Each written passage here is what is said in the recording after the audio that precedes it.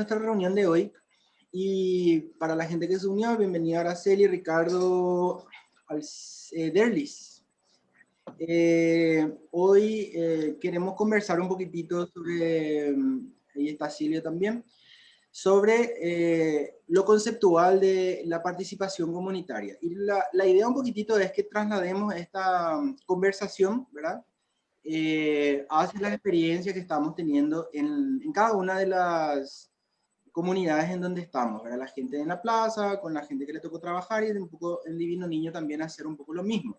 Entonces, nuevamente tratar de unir la teoría con la práctica y yo le agradezco a ella que haya accedido también a poder guiarnos un poco en el conversatorio de hoy, ¿verdad? Así que esto es a libre participación, el que quiere puede levanta la mano y podemos ir conversando, también no hace falta que sea así tan estructurado.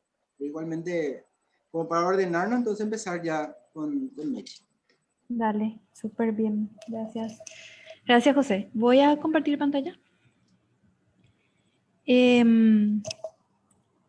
Antes de empezar, a mí me gustaría saber un poquitito desde sus experiencias, desde la niñez, la adolescencia, ¿verdad?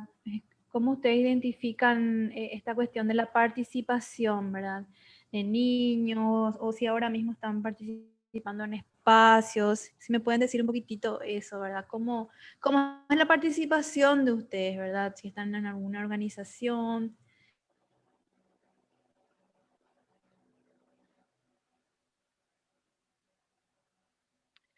Bueno, yo creo que a nivel de espacios generados para la participación, especialmente niños y adolescentes, creo que hay como un retroceso. Creo que hasta en general podría decir, porque recuerdo los espacios, creo que fue el padre Oliva que abrió los espacios de parlamento juvenil, otros que también tenían que ver con la niñez. Las comisiones vecinales en su primera etapa generaban amplios espacios de participación muy interesantes y en esos, la primera parte de la conformación de los consejos locales de salud también propiciaron espacios de participación donde estaba, digamos, abierto a todos los sectores, donde se hacía un diagnóstico participativo, un plan de acción municipal también participativo y sobre todo ¿cómo se llama? La rendición de cuentas anualmente o a veces semestralmente. Los mismos espacios de las unidades de salud de la familia en un principio también generaban espacios de participación. No sé bien cómo están ahora, pero no creo que tengan la actividad en esa línea que se dio en una primera etapa y realmente sería muy bueno, no sé si yo estoy desinformada, pero por lo que puedo observar, hubo un retroceso. Esa es mi percepción. Bien, súper bien, súper bien. La percepción que vos tenés, ¿verdad? De cómo está ahora. Y en tu vida, así, de niñez, adolescencia, ¿identificás así espacios de participación tuyos donde vos pudiste estar, participar, intercambiar? Sí, más en ¿Cuáles son los signos más importantes o representativos para vos? En realidad, por la época en que viví, en mi niñez y adolescencia no había muchos espacios, pero sí ya al comenzar la facultad, eh, ya creamos con algunos estudiantes algunos espacios interesantes, digamos, si tenemos en cuenta esa etapa de mi vida. Claro, sí, sí, sí, súper bien. Gracias, gracias, Diana. ¿Alguien más? ¿Alguien más quiere compartir sus experiencias? ¿O alguna que le tocó así en su vida? Hay gente que está en organizaciones también acá, los estudiantes. Hola, ¿qué tal? Quería mencionar un espacio de participación que a mí me sorprendió muchísimo. como joven y latinoamericana, digamos, ¿verdad? Algo que jamás pensé que iba a ocurrir o que iba a suceder, ¿verdad? En la cuarentena del año pasado me llegó una convocatoria de estudiantes, o sea, de participar en una organización para ayudar a la educación de Latinoamérica, para niños y niñas de Latinoamérica. Era una educación online. Entonces yo entré, una chica joven, incluso de menor edad que yo, de 16 años incluso, me entrevistó online y me dijo, ¿qué sabes hacer? ¿En qué puedes ayudarnos? Y yo le dije que yo sé mucho manejo de grupo, etcétera. Entonces ella me comentó que el proyecto lo que quería hacer era un programa educativo para niños y niñas de Latinoamérica de 8 a 7 años, de 8 a 11 años, que estén en quinto y sexto grado. Entonces, ese programa educativo se trataba de como lo que ellos le llamaban STEM, que era una parte de ciencias, que venía con física, ciencias naturales, un poco de biología. Luego otro que era idiomas, español e inglés. Lo otro que se llamaba CEL, que era aprendizaje socioemocional, en donde los chicos iban a poder aprender a desenvolverse eh, de forma satisfactoria en sus relaciones interpersonales, ya sea con la familia o con los demás compañeros. Todo eso vía online. Esto empezó el año pasado en agosto y ahora terminamos ya el primer programa educativo ayer, o sea, el domingo fue la clausura y todos los niños estaban súper felices, eran niños de Perú. Yo estoy colaborando en ese proyecto como directora de gestión de talentos. Básicamente me encargo de un equipo que está en el que todos tenemos que evaluar el desempeño de los demás integrantes, hacer como la convocatoria a nuevos integrantes, evaluar el desempeño de los niños, el desempeño de los educadores, o sea, hacer como un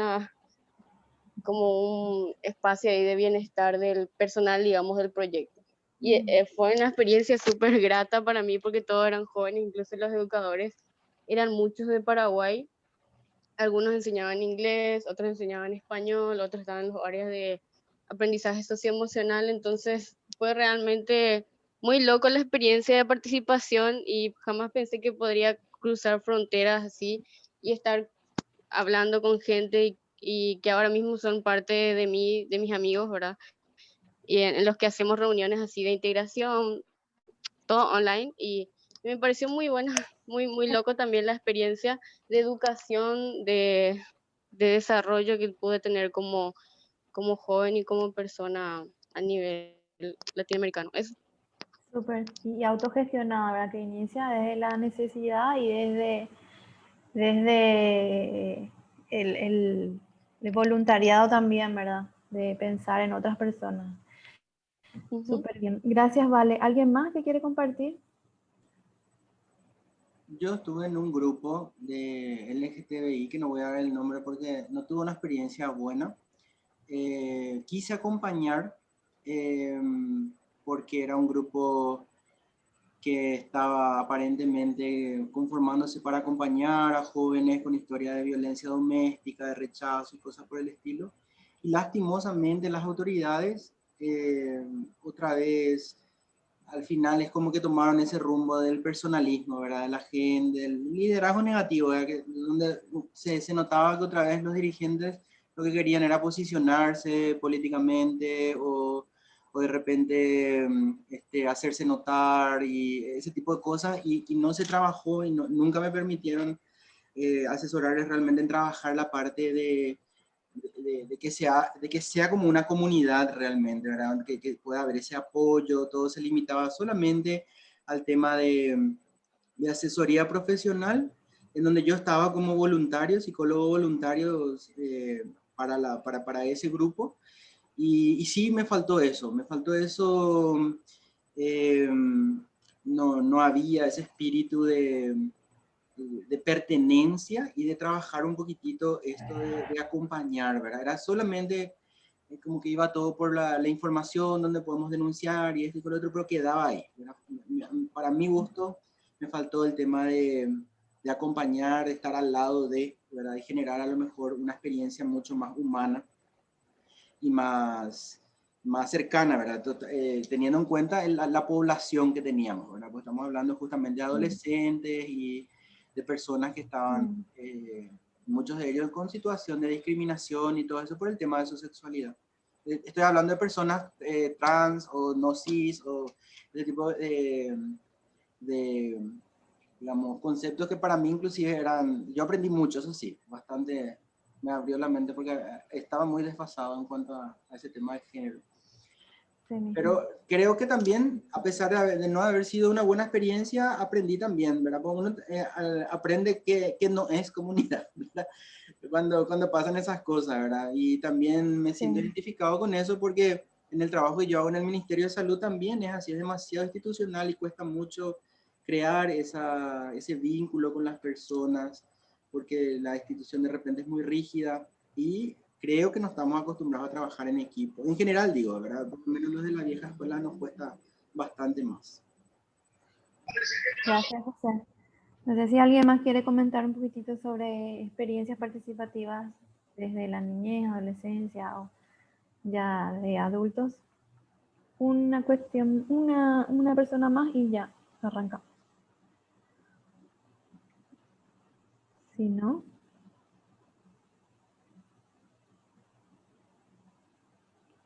el que hace ríe. Sí, yo me río porque, es decir, yo contaría cosas de historia antigua. Pero lo digo porque, no, pero yo puedo observarlo actual. No, yo puedo decir, en la escuela se participaba de grupos dirigidos por maestros, pero después en la universidad, sí, centro de estudiantes, servicio de extensión universitaria, digamos campamento universitario de trabajo organizados por los estudiantes. Había espacios de formación, movimiento estudiantil cristiano, y yo diría otras instancias más comprometidas. Hoy es muy buen día para recordar, por ejemplo, a los desaparecidos. Gente que en realidad intentó participar arriesgándose. Algunos murieron, otros presos un tiempo, pero era participación dentro de grupos que pretendían cambiar. Sí, yo creo que muchas instancias de participación en circunstancias difíciles se dieron no generalizadas. Es cierto lo que dijo Diana. Hay momentos en que florecen las ganas de participar. Y fue, por ejemplo, cuando utilizó la gana, a pesar de todo lo que estaba en contra, la Municipalidad de Asunción, comisiones vecinales, presupuestos participativos, coordinadora de comisiones vecinales. Después, inclusive, cuando las cosas cambian, porque esa alianza llevó a una cuestión tramposa, porque el siguiente intendente lo que hizo fue desarticular totalmente lo que era ese espacio de decir, ese espíritu de participación. Entonces surge la Contraloría Ciudadana. La Contraloría Ciudadana es en contra de las autoridades. Todavía queda, por ejemplo, la de Luque es muy importante. Y hay en algunos lugares donde, a pesar de todo, continuaron. A nivel de jóvenes, lo de Parlamento Joven. Pero yo diría también, si nosotros miramos las cosas actuales, como nunca en este momento, hay protagonismo de las chicas. En FEMAES, en MEP, en Una No Te Calles. Sí, será esporádico, será con menos compromiso político. Hay una dimensión política, pero pareciera que en realidad hace falta profundizar más. Porque en realidad también a nivel político, un vaciamiento ideológico. Los partidos no tienen ideología, tienen operadores, que es una cosa distinta. No se discute cuestiones de fondo. En todo caso es eslogan, lastimosamente. Eso no quiere decir que no haya gente que realmente sea más comprometida, que tenga una buena formación. Pero muchas son cosas de buena voluntad que forman también a la gente, pero en realidad se agota en lo que es el funcionamiento actual de nuestra sociedad. Bueno, pero lo que quiero decir es, hubo momentos, en la época del Hugo, hubo un intento de estimular, inclusive participación entre gente que estaba en distintos ministerios, lo de las unidades de salud de la familia que dijo Diana, me parece que es importante, pero también, por ejemplo, participación protagónica de niños y jóvenes, todo un programa, así como hubo todo un departamento de educación popular, que luego se diluye. Pero eso no quiere decir que no haya participación. Sí, tiene posiblemente otras características, algunas son germen para el futuro, otras siguen siendo como la participación de las seccionales o de los comités, sigue siendo exactamente la no participación, digamos, la sujeción, porque hay participación y participación, solo queremos la protagonista. Pero una forma también es entrar a sujetar, obedecer, que es lo que se sigue posiblemente con menos intensidad que lo que era en la época de Stroessner. Porque en la época de Stroessner había que ir a desfilar, había una cantidad de cosas. Ahora solamente es en ciertos momentos en los cuales hay elección. Y donde el componente dinero se vuelve importante. Ni siquiera los dirigentes políticos tienen formación ideológica. Ya no digo la juventud. Y lo que buscan es, por lo menos de la época de Guasmosi, operadores. Porque al operador se lo compra. ¿Y qué es el operador? Un movilizador. Nosotros diríamos un marketinero en las comunidades. ¿Qué impide la participación protagónica? Pero dentro de eso hay espacios de participación. Yo creo que sí. Las iglesias fueron en un tiempo espacios de participación. Grupos juveniles. Este año se nota que no hay grupos juveniles. No hay esos campamentos. Se nota. Y de allí salió gente muy inquieta, inclusive con compromisos mucho más profundos, que hoy molesta. Sí, así es. Claro, y de eso vamos a hablar, ¿verdad? Que te estaba preguntando desde la niñez, ¿verdad? Porque justamente, y recordando, ¿verdad? La dictadura de Stroessner ahora en las escuelas, por ejemplo, es un espacio propicio para poder desarrollar la participación, ahí no se desarrolla, por lo menos hasta cierta época, en los años 90, inclusive entrando en los 2000, nunca se participó. Como decía el profe Melquiades, sí, quizás habían cuestiones de pequeños clubes y todo eso, pero todo era dirigido por la escuela y no, era desde el profesor al alumno otra vez, ¿verdad? Entonces, es como que no hay una cultura de participación, o por lo menos las instituciones no promovían anteriormente. Hubo un tiempo que sí, como dice el profesor Melquiades, la profesora Diana, de que desde las instituciones se promovieron espacios de participación, pero en nuestro país cuesta un poquitito más, ¿verdad? Por toda la historia de dictadura que tuvimos, que nos hizo acallar, ¿verdad? Esa inquietud que teníamos, ¿no? Pero que tendría que volver a florecer, ¿no? Entonces, ahí está. La participación es una dinámica mediante la cual los ciudadanos se involucran en forma consciente, voluntaria en todos los procesos que la afectan, directa e indirectamente, ¿verdad? También es la capacidad de expresar decisiones que sean reconocidas por el entorno social y que afectan la vida, la propia vida y la vida de la comunidad también en la que se vive.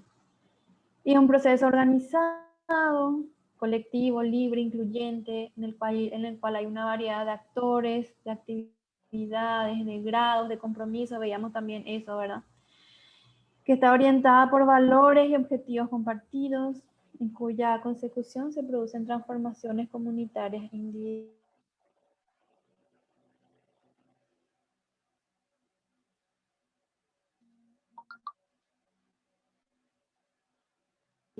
O sea que por medio de este proceso, ¿no?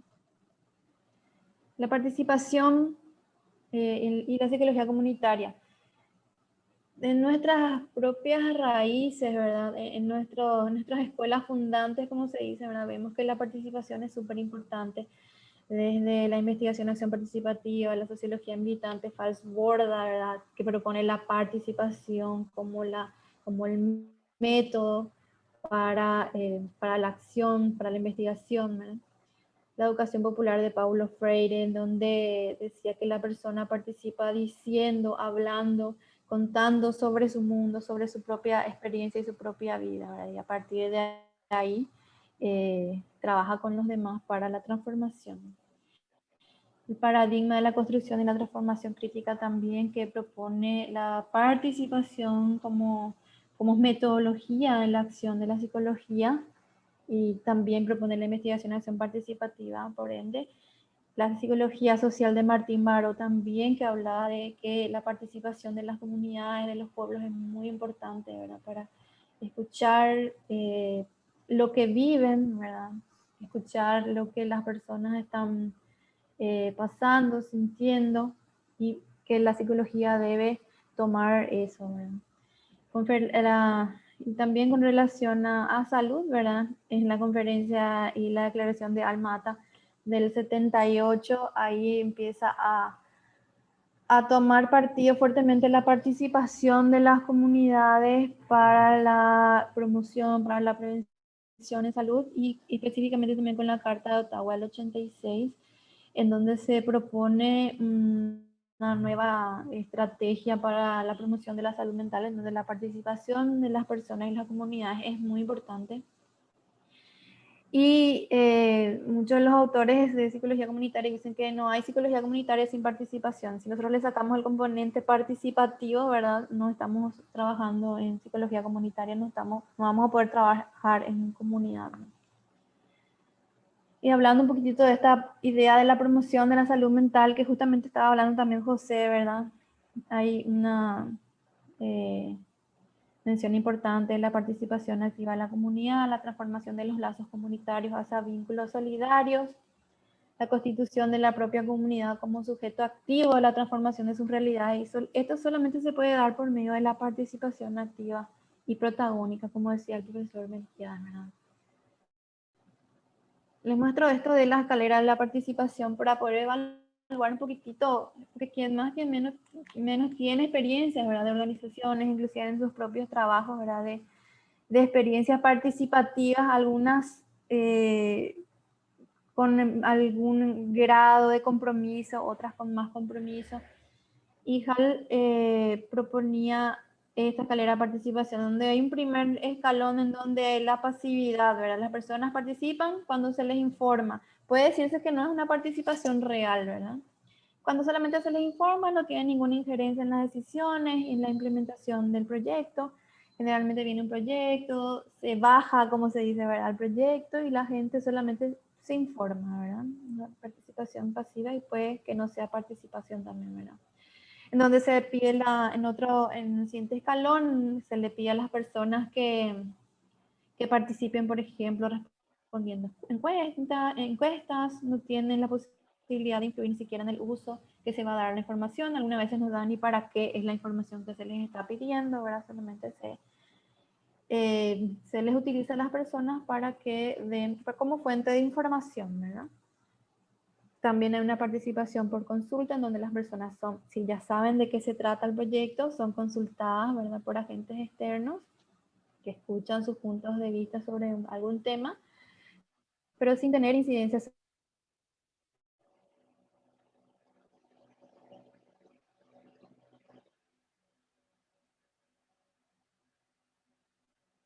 sobre las decisiones que se van a tomar, o principalmente trabajo u otros recursos, a cambio de ciertos incentivos, ¿verdad? El proyecto requiere su participación, sin embargo no tienen injerencia en las decisiones que se toman, ¿verdad? En función a una temática, un proyecto, un objetivo, ¿no? También la participación funcional, donde las personas participan formando grupos de trabajo para responder a objetivos predeterminados por el proyecto, ¿verdad? Todavía ni siquiera las personas en la comunidad pueden incidir en los objetivos del proyecto, ¿verdad? No tienen injerencia en la formulación, pero se les toma en cuenta para el monitoreo, el ajuste de actividades. Es como una participación bastante maquillada, ¿verdad? Y luego sí ya hay una participación más interactiva, donde los grupos locales organizados participan en la formulación, implementación, evaluación del proyecto. Implica procesos de enseñanza, aprendizaje sistemáticos, estructurados y la toma de control de forma progresiva del proyecto. Y hay una última, ¿verdad?, donde propone que es un estado de autodesarrollo, ¿verdad?, un nivel de autodesarrollo donde los grupos locales organizados toman iniciativas sin esperar intervenciones externas. Las intervenciones se hacen en forma de asesoría o como socios si es que hay alguna intervención externa, ¿verdad? Entonces eso para tener un poquitito en cuenta, sí, una teoría, ¿verdad?, que habla de niveles de participación. Muchas veces vemos que hay organismos, ONGs, qué sé yo, que hacen algún proyecto y le llama a la comunidad solamente para mostrarle o para avalar cosas que ellos ya hicieron, ¿verdad? Nos pasa mucho en nuestros trabajos, en donde, bueno, presentamos el manual de tal cosa y ya la comunidad está ahí solamente para decir sí, me gusta, ni siquiera puede cambiar alguna cosa de lo que se está presentando, ¿no? Pero sí también tenemos iniciativas como la que estaba contando Valeria, o iniciativas como en la plaza, que son iniciativas que se inician, ¿verdad?, de forma autogestiva. Y ahí también, o sea, tenemos que tener en cuenta un poquitito esto de la participación.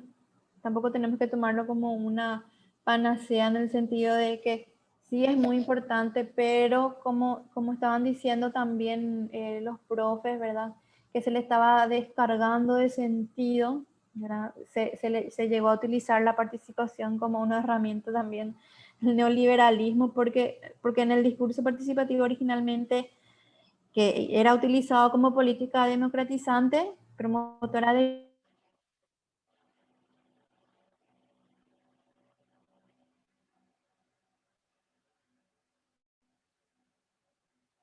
equidad y derecho, tercerización, estrechamiento del Estado, ¿verdad?, y los servicios públicos, impulsando a las familias a hacerse cargo libremente de su salud, ¿verdad?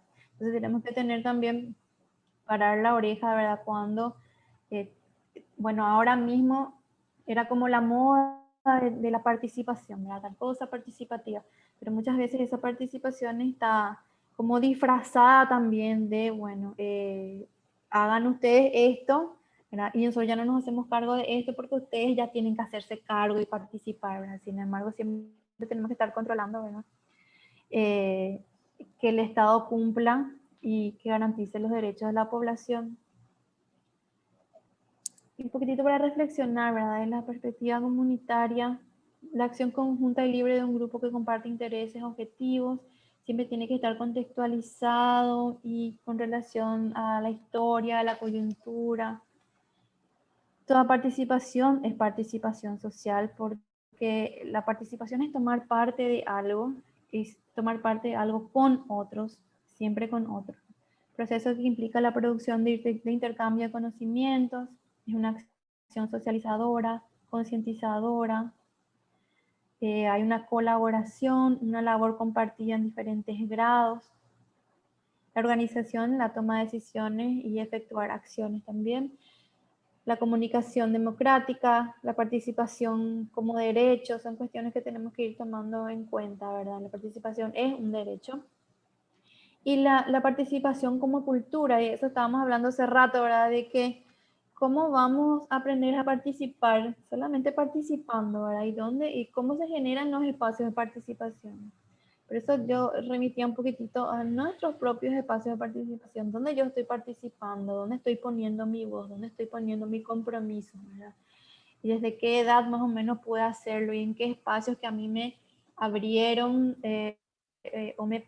o propiciaron que yo pueda participar, ¿verdad? Y ir reflexionando un poquitito, ¿verdad? Si, en qué otras instancias, el profe decía la iglesia, la escuela, y muchas otras instancias también que pueden ir promoviendo la participación, pero no es una cultura muy arraigada, ¿verdad? Y para que sea una cultura tenemos que poner mano en eso, ¿verdad? Y esfuerzo también. Y debe haber reflexividad, solidaridad, compromiso en diversos grados también, ¿verdad? Debe ser una participación reflexiva. La participación comunitaria tiene un efecto político en el sentido de que forma ciudadanía, desarrolla y fortalece la sociedad civil y aumenta la responsabilidad social. Y en sí también es un factor de salud mental, ya que al participar se restituyen lazos solidarios, se crean lazos también, como decía José Miguel al principio cuando empezamos la clase, ¿verdad? En espacios participativos uno comparte, uno le ve al otro, le reconoce al otro y el otro también me reconoce. Entonces, de esa manera se diferencia lo patologizante de vivir situaciones conflictivas de forma individual, ¿verdad? Y pasiva. Entonces, lo hacemos colectivamente, reconociendo, ¿verdad? Entonces también es un factor protector de la salud mental. ¿Por qué participar? Las técnicas participativas, ¿verdad? Colaboran con el aprendizaje subjetivo, que implica participar sistemáticamente en la elaboración de producciones grupales, hacer algo con el grupo, tomar decisiones con el grupo. Son procesos emancipatorios de recuperación del poder sobre cuestiones que afectan nuestras vidas. La participación en sí, como dije hace rato, ya hablamos, ¿verdad? Que es un factor protector de la salud mental. Y acá voy a leer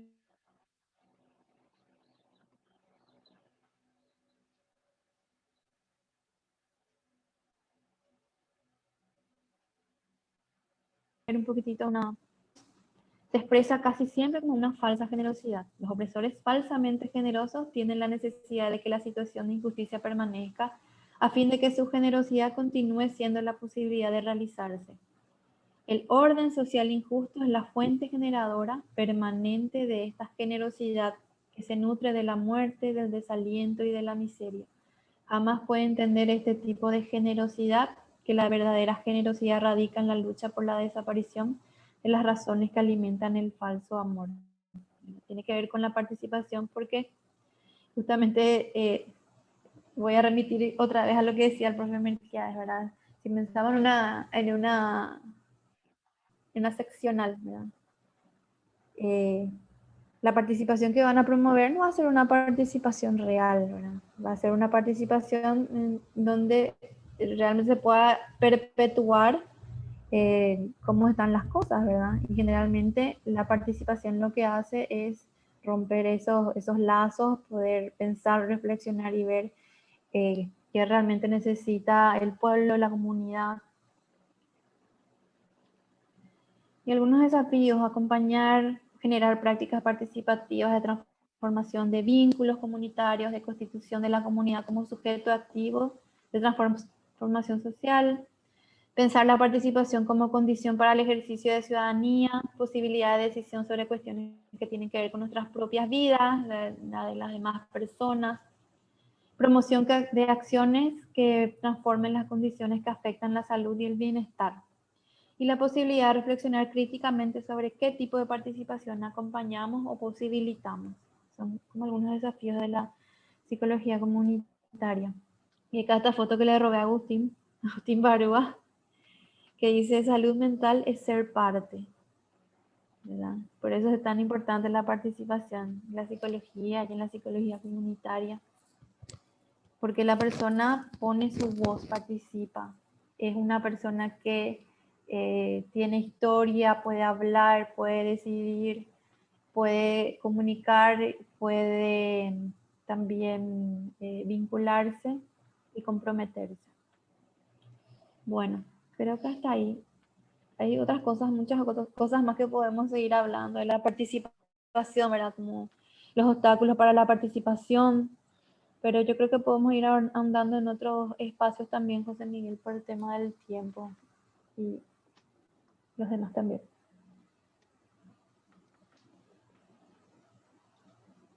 No sé si alguien tiene alguna pregunta, alguna reflexión que le surgió. Súper interesante, Mechi, excelente. Muchas gracias por compartir estas reflexiones y me trajo a la mente un trabajo que habíamos hecho en 2006, 2007, que creo que presentamos los resultados en el 2008 con José Britos, justamente un trabajo que presentamos en el Congreso de Psicología Comunitaria el año pasado, de participación ciudadana en salud en el Mercosur ampliado. Era una investigación multicéntrica que participamos Argentina, Bolivia, Uruguay y Paraguay, y que teníamos el capítulo Paraguay con muy buenos aportes al seleccionar algunas experiencias exitosas de participación, y realizamos con un enfoque mixto, ¿verdad? La investigación, que realmente obtuvo interesantes resultados, especialmente entre los aspectos favorecedores y obstaculizadores desde la reflexión de los protagonistas. Y bueno, hay varias cosas, pero dos de las cosas así que más me resuenan es, primero, que los procesos participativos son exitosos cuando no se involucran situaciones o elementos político-partidarios, donde justamente cuando existen esos intereses particulares que no están expuestos, es muy difícil manejar un proceso abierto, honesto, y que realmente conjuguen las fuerzas hacia un fin común, porque no están puestas todos los elementos sobre la mesa, ¿verdad? Y ese era uno, y otro era, con relación a los proyectos que habías mencionado, Mechi, el tema de los ritmos, de que las comunidades tienen sus propios ritmos. Me ha tocado a lo largo de muchos años participar en varios procesos comunitarios, y lógicamente al comienzo siempre es una lluvia de cuestionamientos, de quejas, ¿verdad? O sea, es todo una catarsis de la gente, y hay que tener mucho cuidado y mucha paciencia para que se unifique, digamos, esa dinámica comunitaria, donde algunos pueden ver con mucha más claridad el objetivo último de ese espacio y otros tardan más. Me ha tocado ver, por ejemplo, procesos en un proyecto muy interesante ¿cómo se llama acá? En Cateura, que el proyecto pretendía que ese grupo se independice, ¿verdad? Que ya no tenga que depender de los famosos intermediarios, pero que justamente esta dificultad de congeniar, de que todos vean lo mismo en el mismo tiempo, hizo que el proyecto fracasara, por ejemplo. A pesar de que había todo un espacio participativo, que todos tenían la misma posibilidad de expresar sus temores, sus necesidades. Por eso hay tantas experiencias interesantes que nos enseñan que este tema de la participación no es nada sencillo, que es bien complejo, pero que tiene sus resultados positivos si uno entiende que ese camino lleva su tiempo y tiene sus complejidades que hay que saber manejar. Hasta aquí. Gracias. Gracias, Diana. En cuanto a dificultades para la participación, yo me retrotraje allá por los inicios del 2000, más o menos un poquitito antes, cuando se mal usó tanto la palabra autogestión, por lo menos a nivel de las instituciones, en donde lo que se hizo fue cargar sobre el lomo de los funcionarios y de la comunidad cuestiones que le tocaba al Estado garantizar. Entonces pasaba, por ejemplo, que para que funcione un centro de salud se tenía que hacer una tallarinada, porque no tenían suero, no tenían desinfectante. Y después esto se potenció con un concepto foráneo, ¿verdad? Que creo que fue justamente de Hillary Clinton, el tema del empowerment, ¿verdad? El famoso empoderamiento, que se pervirtió totalmente, ¿verdad? Se le sacó todo el sentido real y se llevó hacia una cuestión en donde prácticamente se le forzaba a las personas a hacerse cargo de algo que en realidad era su derecho que el Estado lo garantizara. Y eso por un lado. Y por otro lado, el modelo de participación política de la figura que ustedes mencionaron antes también, ¿verdad? Como un modelo negativo, ya que no solamente no favorece escuchar a otras voces disidentes, sino que persigue a las personas que hablan mal. Y vemos un fenómeno de, por ejemplo, cuando hay una denuncia ciudadana, los bots, como se le dice ahora, los trolls en internet, que son personas contratadas para empezar a atacar el perfil de las redes sociales de las personas que eventualmente hagan algún tipo de denuncia ciudadana. Entonces ese sí es un fenómeno que yo creo que va en contra de la participación, porque en vez de poder estar utilizando un medio como son las redes sociales para opinar o para no solamente hacer denuncias, sino para poder conversar inclusive, ¿verdad? Hay estas cuestiones que están buscando todo el tiempo generar una, ¿cómo diría yo? Como una percepción, ¿verdad? Favoreciendo a X o a Z, ¿verdad? En cuanto a lo político, a lo que sea. Entonces hay, yo creo, como un vaciamiento del sentido de la participación, inclusive en las cooperativas mismas vemos eso, ¿verdad? Ni siquiera las cooperativas son ahora garantía de que todos los socios van a ser escuchados, o sea, todas las cooperativas grandes se volvieron unas mafias corporativas, prácticamente todas se manejan como bancos, y uno ve a los que están candidatados, ¿verdad? Para los cargos de autoridades, ¿verdad? Haciendo lo mismo que hacen los políticos, ¿verdad? De juntar gente, pagarle su combustible el día de la asamblea para que se vaya a votar, o sea, todo ese modelo prebendario yo creo que que permea más allá de cualquier tipo de partido, partido político, es un obstáculo enorme porque la gente no entiende lo que quiere decir participación protagónica. ¿Qué pasa? La gente creo que malinterpreta. Yo creo que los que estuvieron más afectados por el tema de la dictadura, que recibieron como una persecución sistemática a todo lo que vendría a ser participación. Yo me acuerdo que nuestras abuelas nos decían, ni entremete, ¿verdad? No te metas en lo que no te importa, porque antes el que se metía donde no debía desaparecía nomás, así nomás era, ¿verdad? Y por otro lado también, ¿verdad? Que eso llevó a una falta de solidaridad. Entonces, el fenómeno que yo veo es esto, ¿verdad? Un individualismo muy importante en donde cada uno se ocupa de sí mismo y no siente responsabilidad por esta cuestión colectiva. Entonces, ¿qué pasa, por ejemplo, hoy?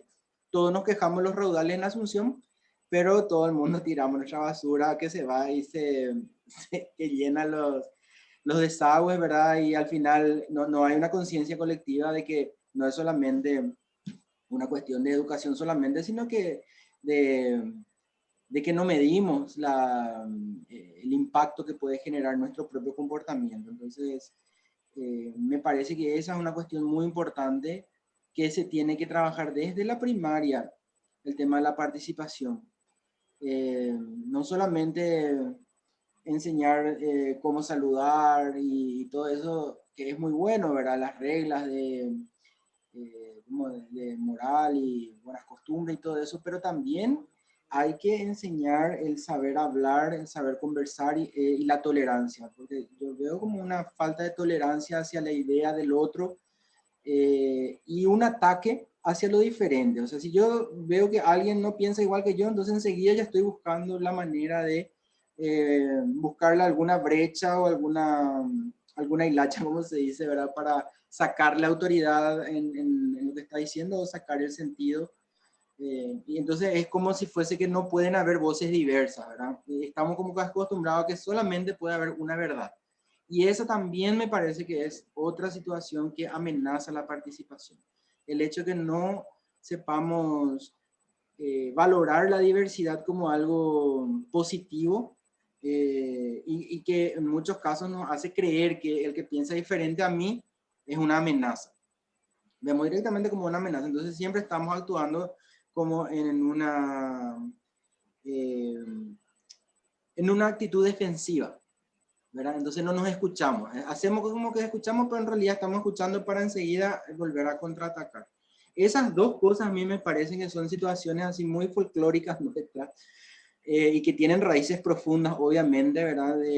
Culturalmente, históricamente, en donde sí se persiguió de forma sistemática toda forma de organización popular, toda voz disidente, y quedó esa mala costumbre de no saber escuchar, por un lado, y de esa individualidad en donde yo me ocupo de lo que a mí me afecta y punto, ¿verdad? A mí, ¿qué me importa mi vecino? ¿Qué me importa a mis compañeros? Si es que yo no me veo afectado, no me importa, ¿verdad? Y bueno, y esta situación un poco creo que nos viene a plantear eso, ¿verdad? Porque ahora vemos que todo lo que hacemos sí nos está afectando como un todo social, ¿verdad? O sea, si no nos cuidamos, todos estamos siendo afectados. Sin importar el nivel económico o de estudio, lo que sea, ¿verdad? Entonces, yo creo que esta sí es una prueba muy grande de evolución que como sociedad vamos a tener que enfrentar y aprender. De que sí, y eso que no hablamos todavía del cambio climático, ¿verdad? Porque todas estas cosas que estamos viendo también tienen que ver con nuestro accionar, nuestra responsabilidad sobre nuestro entorno.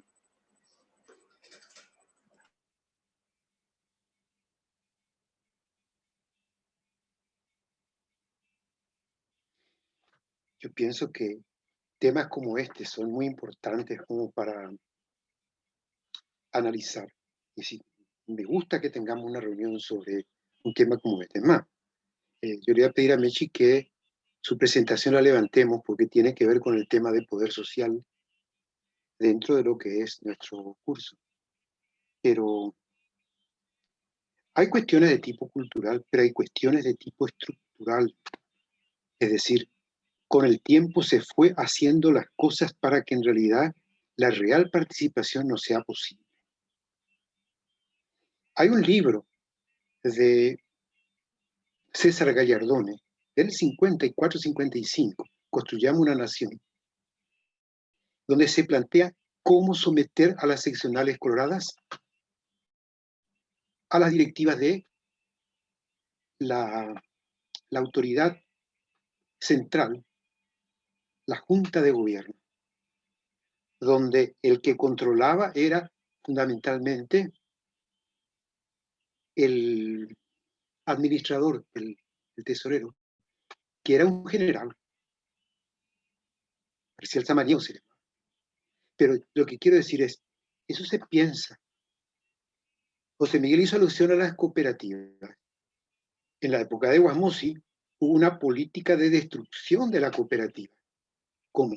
Haciéndolas multiactivas. Antes la cooperativa estaba ligada a un barrio. Y era un espacio de participación y de ayuda entre vecinos. Cuando se vuelve multiactiva, se vuelve financiera. Y hoy, la cooperativa de mi barrio, San Cristóbal, tiene asociados en Santaní, como tiene asociados en Fernando de la Mora, como tiene asociados en Ciudad del Este. ¿Qué relación existe entre los socios de un lado y de otro? La única que prestan plata es su cooperativa. Es decir, pero eso no es casual. Ellos sabían lo que estaban haciendo. Lo mismo con respecto, en la época de Stroessner, claro, ahí se cumplían directivas. Y ahí la autoridad era o militar o era policial. Y la seccional tenía una cierta característica donde el dinero no era lo importante. En todo caso, era para conseguir cargos. Pero después viene el sistema, porque viene con gente que ni siquiera era del partido, que se hace con operadores pagados. Y a partir de ese momento, los operadores pagados tienen un papel importante. De allí a que luego entre el dinero del narco, no sé, narcocigarrillo, narcotráfico, es decir, dinero sucio, para controlar a quienes supuestamente tenían que dar respuesta a quienes le elegían. No fue así. Y en otro momento, inclusive, gente de ellos mismos metiéndose adentro para controlar. Mejor. Yo no voy a olvidar nunca lo que pasó, miren, desde el 57, 58. Hubo un sector del Partido Colorado que fue sacado de la Cámara de Representantes. El Parlamento tenía una sola Cámara. ¿Por qué? Porque después de una represión a estudiantes, plantearon realmente lo que hoy llamaríamos un juicio político al jefe de policía, Duarte Vera. Y parecía que en realidad se lo iba a juzgar, y Stroessner lo que hace es disolver el Parlamento. Ahí estaba figura como Gualdino Ramón Lovera. Años estuvieron en el exilio con el mismo tipo de pensamiento con respecto a democratizar. Vuelve a Paraguay después del 89. Tiene un papel importante en el Parlamento. Se presenta a una elección de su partido. Yo diría, bueno, una persona con la trayectoria de él, una persona que fue capaz de renunciar a ser presidente del Senado porque Rodríguez metió la mano para convocar a la constituyente cuando el Parlamento tenía que haber hecho, Rodríguez lo hizo. Renuncia. Se presenta como candidato.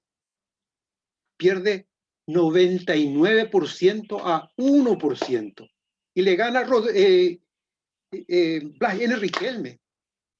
Con tierras malavidas, con contrabando de harina, con cantidad de cosas. Le gana 99 a 1.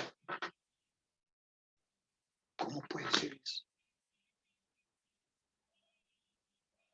Es decir, pero eso no es, y eso voy a disentir con Diana.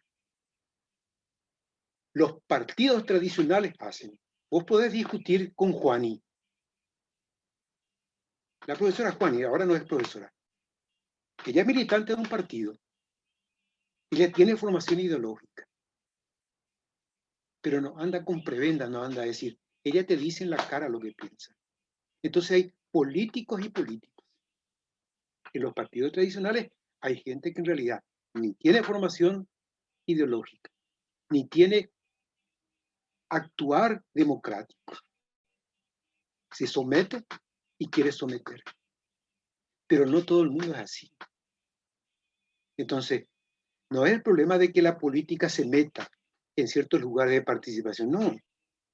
Hay contralorías ciudadanas donde la gente forma parte de partidos no tradicionales, donde realmente hay un compromiso muy fuerte. Entonces, yo creo que tenemos que hacer ciertas distinciones a lo largo de esto. Hay razones de tipo histórico y hay situaciones actuales que tenemos que distinguir, porque si no decimos, no, aquí el problema es la política, no. Es lo que hacen ciertos partidos, en todo caso el partidismo, pero no es malo que en una comunidad haya gente que piense distinto, que debata, no que ofrezca cargos, no que controle. Yo sé de casos en los que la comunidad se organizó, aquí cerca nomás, una compañía de Ñemby, porque no tenían agua potable. Entonces organizan una junta de saneamiento, se llamaba, y empiezan a hacer eso de polladas, etcétera, para hacer la perforación.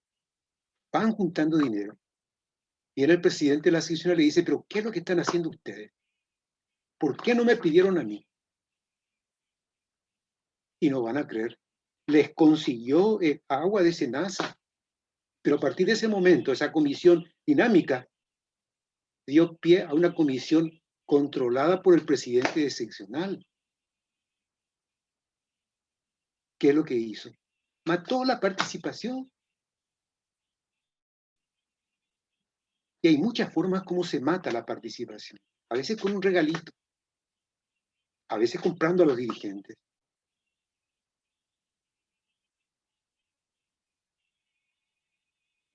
Por eso que me parece que es importante cómo queremos que sea la participación y ver cuáles son los obstáculos que tenemos, pero tratando de profundizar. Hay cuestiones de tipo histórico, hay cuestiones de tipo estructural, y con esa participación vamos a sacar los obstáculos a la participación.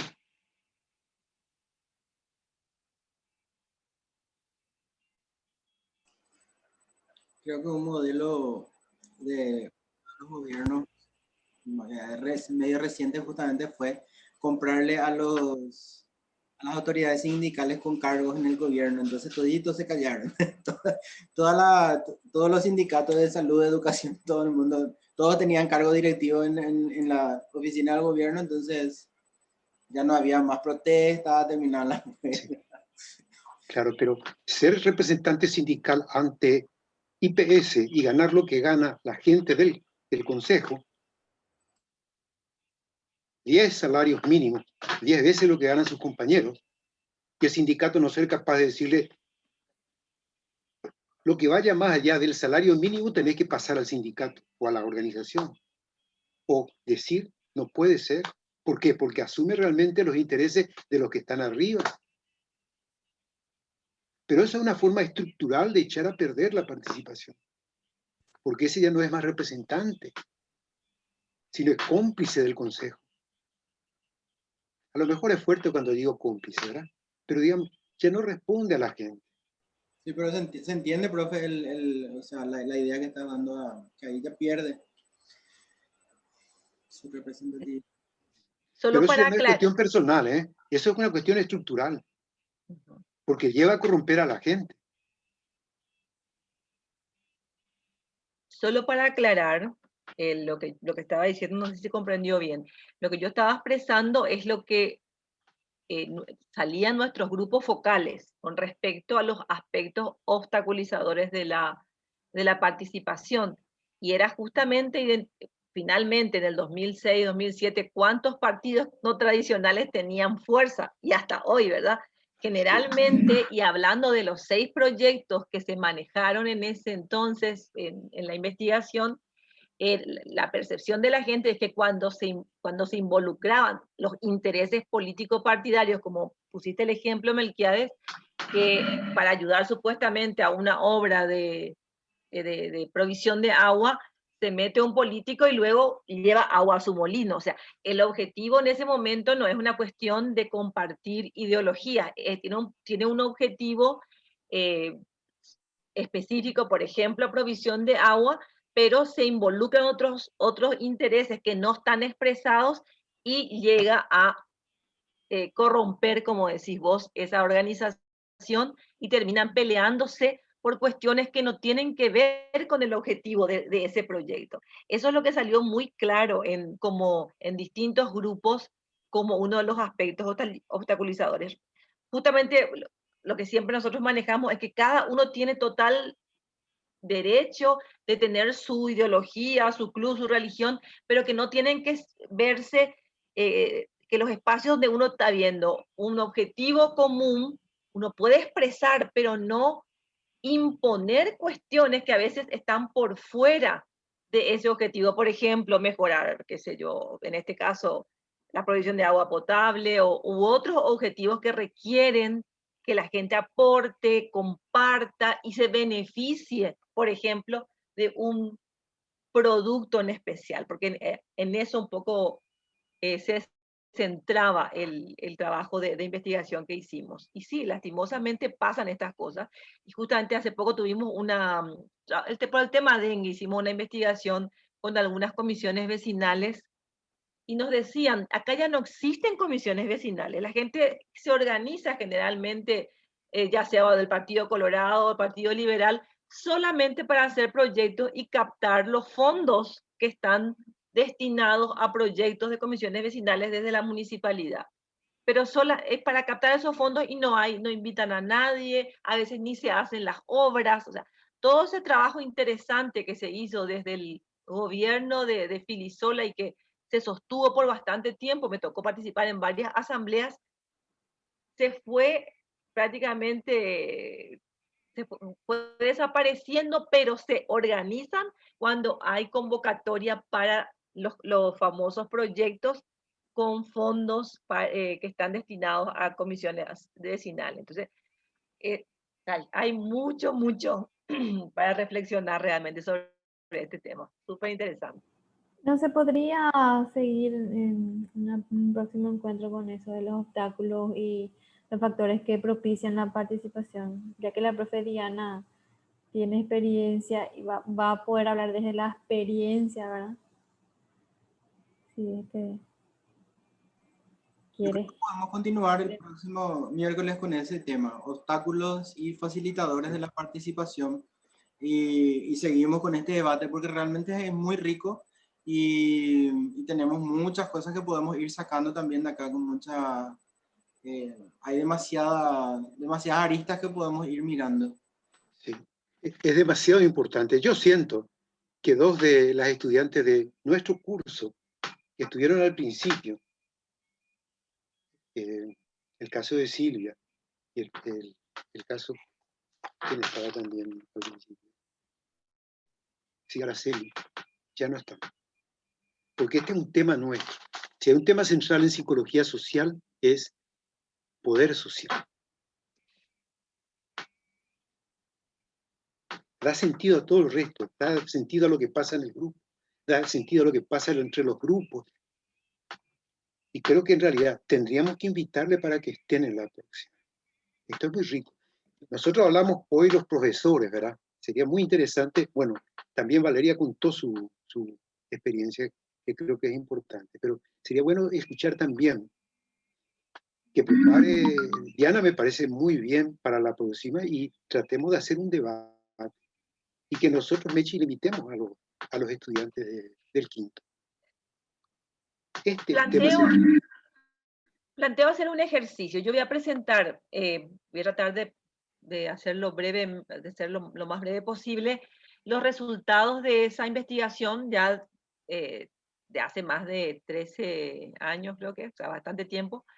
Y quizás podamos enriquecer con experiencias actuales, o sea, porque hay que reconocer que pre-2008 y post-2008 hay diferencias. Esto fue 2006-2007, antes de las unidades.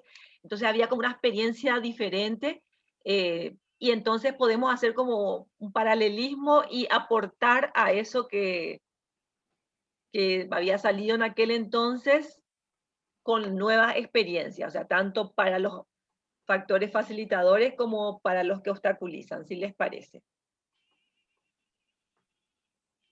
Buena idea. Apoyo la moción, bro.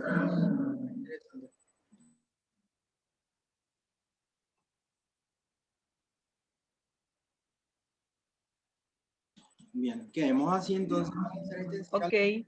para todos los compañeros que no están ahora, ¿verdad? Y desde las cátedras, entonces los chicos de cuarto están acá, de la mayoría. 3 ya son mayoría. Pero José Miguel, sucede que esto es doble. Ellos tienen que estar aquí. Tienen que estar, sí. Y al mismo tiempo es útil, por ejemplo, para psicología social. Sí, claro, entiendo. No, por eso decía, profe, que apoyemos este tema de que puedan participar desde las cátedras. O sea, que nosotros encargados de cátedra, digamos que vamos a hacer una cátedra conjunta, una clase conjunta entre las 3 cátedras. Entonces, de esa manera, la participación pueda ser mayor. Sí, porque desde febrero creo que ya es oficial el reinicio de clases. Sí, ya es oficial. Esta semana estamos ya retomando de forma regular, vamos a decir, las clases. Ok. Muy bien. Muy bien. Excelente. Bueno, vamos a continuar entonces. El otro miércoles tenemos ya en el chat el link para que puedan anotar su participación del día de hoy.